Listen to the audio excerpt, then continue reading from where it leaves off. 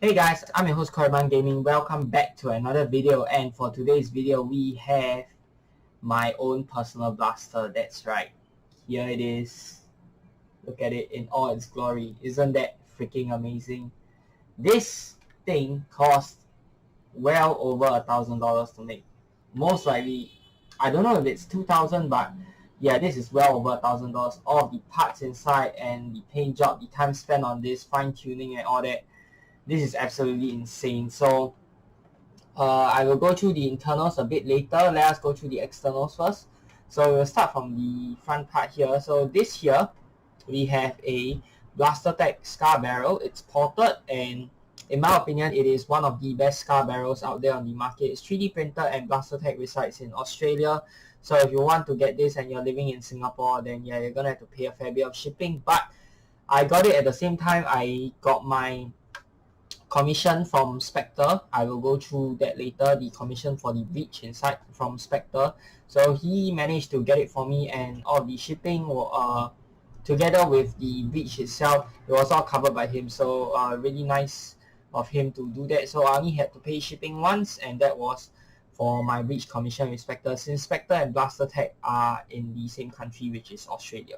So this here is a slightly over a foot long 1732 brass barrel. I actually increased the length of it because longer barrels, I think the spring load can make use of a longer barrel. Here I have an Explorer shotgun grip. This is the Gen 1 version, so you can see I also sanded up and polished the Explorer shotgun grip here so that the bars look shinier. And here, I'm not sure if you guys can see, I applied grip tape, and there's grip tape on the other side as well. Let me flip this around. Yep, there's grip tape here as well, so that when I, oh man, this is long, grip the blaster here, so that when I hold onto the blaster here and whenever I prime it, there's a bit more grip for me. Okay, so yeah, next up, moving on, here we have the Explorer shotgun grip covers. Very nice design. And here we have an Explorer X trigger. This is not the Eco version, this is the full X trigger, and the Explorer X lever V2, which is nicely casted in metal. Right, here we have an Worker Talon Mag, and with the Worker Talon Mag magazine adapter right here. And the breech, which I will go through in a moment. This is how it looks like from the outside. Absolutely amazing. So from the bottom here, yep, this is how the breech will look like. And yep, the back here I also put a stock block right at the back here, so that whenever I'm shouldering it to prime the blaster, it has a bit more support as opposed to just having it without the stock block. If I don't have the stock block there, then I can't lean this here because the stock would just collapse. And if you guys actually found the paint job familiar, this paint job is an exact copy of Spectre's Hyper Shadow Longshot. So the only difference is that one, the top part here, I do not have the Explorer X rails. I'm planning to get that soon. I don't know when, but I'm planning to get the X rails and then paint it red, and then it'll be exactly the same as his Longshot, because I find that his color scheme, I absolutely love it. And of course, I do need to get some 3D printed nameplates here. I'll probably get them in black and then like spray paint the words gold or something like that, or red to match the aesthetics of the blaster. I think that will look really awesome. And of course, Spectre's gold version is gold leaf. Mine is just gold paint because I don't have the time, neither do I have the artistic skills to apply on the gold leaf. Another thing I want to point out is the gray paint that I got. It looks a bit more purplish. I'm not super happy with that, but in the end, I still think it turned out okay. It's more purplish than grey, which is not really what I'm hoping for, but I guess I still like the colors pretty well, so I won't be changing that. Right, now moving on to the internals. Okay, so let us start from the back first to see what we have here.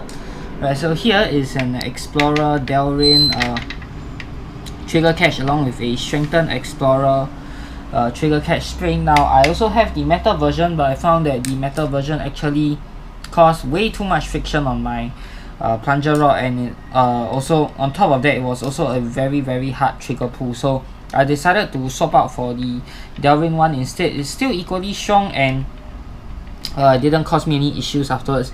Here I have a small trigger catch support piece right here. It's 3D printed in black. Then here is your standard plunger tube support piece. Here I have another one here, and of course on the other end of the shell I have the exact same thing as well, right here and right here.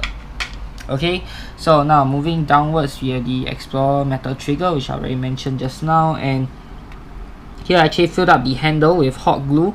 I also did the same for the other side, and why this is so is so that to give the handle a more firm feeling. You know, the stock handle by itself is rather flimsy. There isn't a lot of plastic here, so what I did was just fill it up with hot glue, and now it's a very sturdy, very firm handle that I can hold on to and grip onto.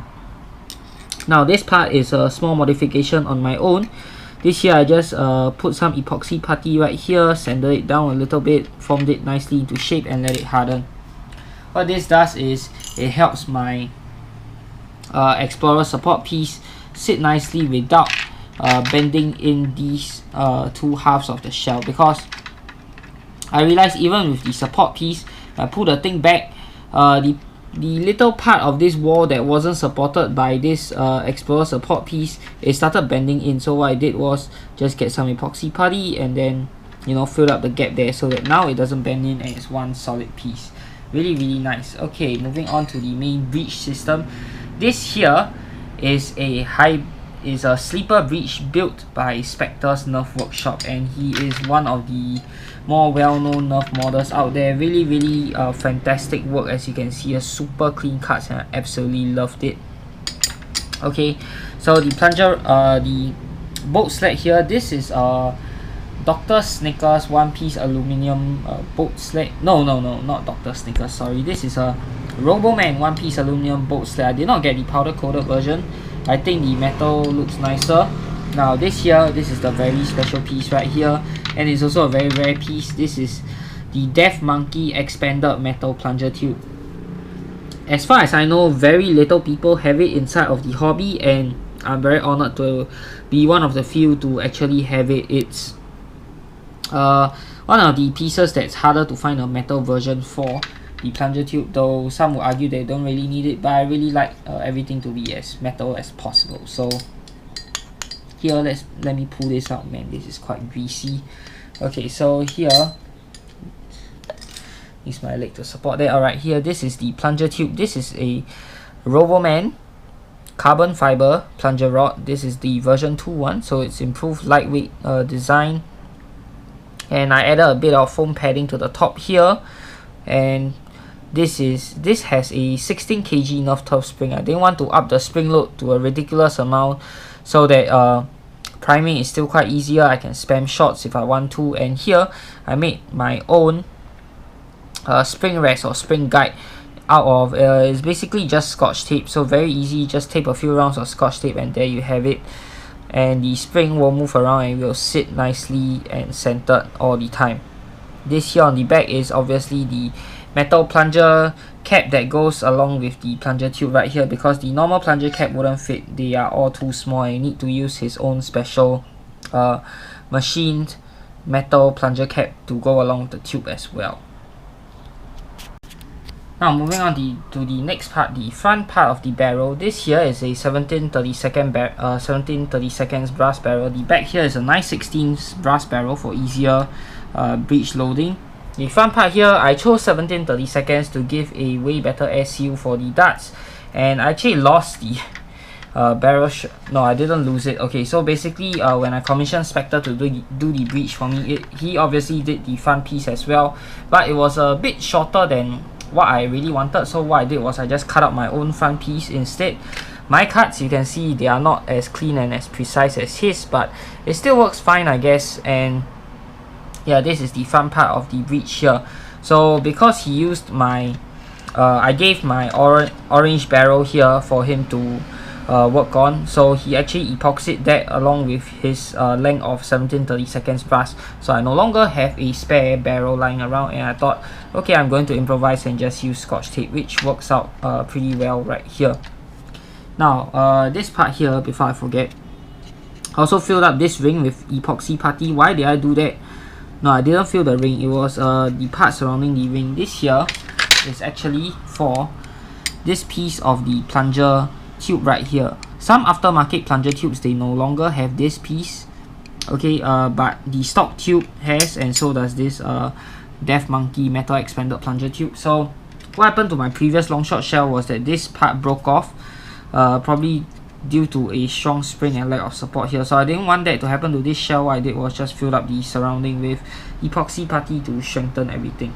Now the last part, the barrel here, I actually added the 3D printed muzzle centering piece for the brass barrel, so this thing doesn't wobble and shake around. So now that is it for the internals of the blaster. Let me close this up and we will go downstairs for a firing demo. Okay, so right before we get to the firing demonstration, I just want to say that during the firing demonstration, I actually forgot to turn the clicks on the scar. So right now, the strings are all rested and there's no twist given to the dart. So I forgot to twist the scar barrel before I started. And so the scar barrel was technically useless and obsolete during the firing test.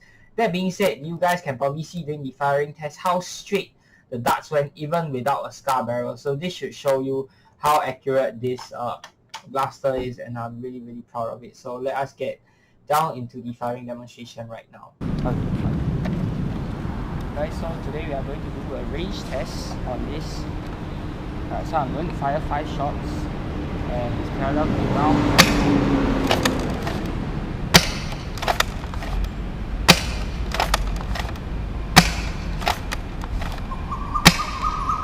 And now we are going to check out to see where the darts stand. You can see that this thing just absolutely fires lasers. That is freaking amazing. And this length, I would say it's about 15 to 16 car park lots wide. Now keep in mind, I don't think it's a 100% air sealed breech. And even on a 16 kg Nerf Turf spring, you can see how freaking far this goes. So I believe this was the first dart. Not that great, but most of the other darts landed somewhere further, which is here. This is the second dart.